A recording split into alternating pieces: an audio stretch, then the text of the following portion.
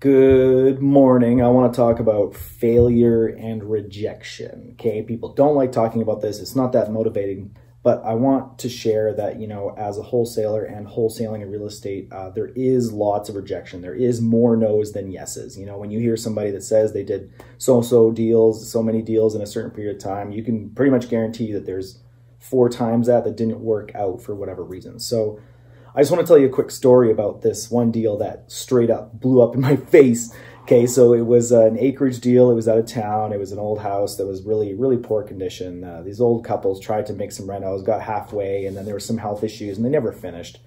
But they wanted to sell for a very fair price, a very reasonable price off market. And they wanted to go on a motorhome. And so basically, after about about 4 or 5 meetings of about an hour each, we got to the conclusion that an agreement for sale would be beneficial for them. They'd have some income to pay for their motorhome expenses. They had money to pay off the balances of their mortgages, so it would have been all income. They would have made interest. They would have got pay down. They would have made about $40,000 on top of the purchase price during this agreement for sale. And we had the letter of intent, and I thought I explained it as best I could. Not all lawyers are created equal, and there's only a few lawyers that I know of in Alberta that can handle an agreement for sale transaction. So I gave them the list of those 3 lawyers. I said, bring them to these because, not all lawyers created equal, and this will look strange to somebody else. And then they were in agreement. So I started to market it for, an off-market opportunity. And I found a couple who wanted to move into it as their dream home. They were going to build a new floor on top. They were going to do like a $250,000 renovation. The place is probably going to be worth $1 million when they're done.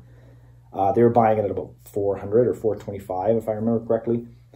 And it was all set up. We had the assignment signed. They had the agreement for sale intent, and everybody was good. And what they did is they took that letter of intent of agreement for sale to their lawyer. They took it to a different lawyer, a lawyer who's never even heard of agreement for sale. And his alarm started to go off.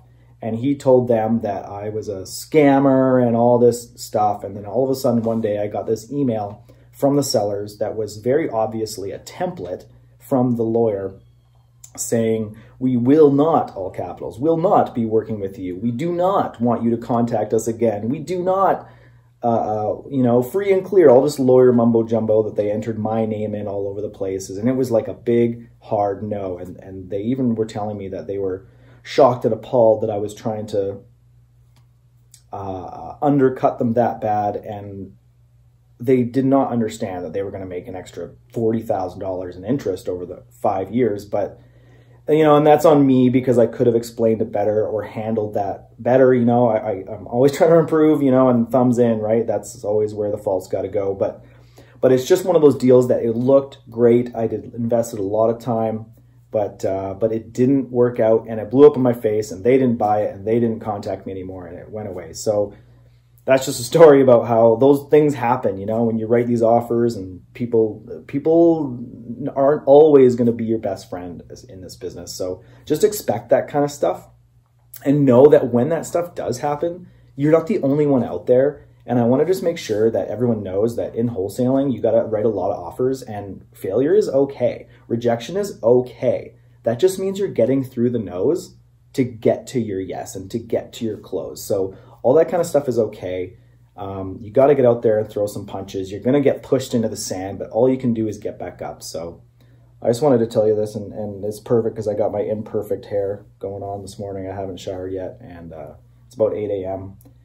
Anyways, that's the message for today. Don't be afraid to get out there, swing, and fall down and get back up. I'm Brendan from Ashton Fisher Real Estate. See you guys in the field.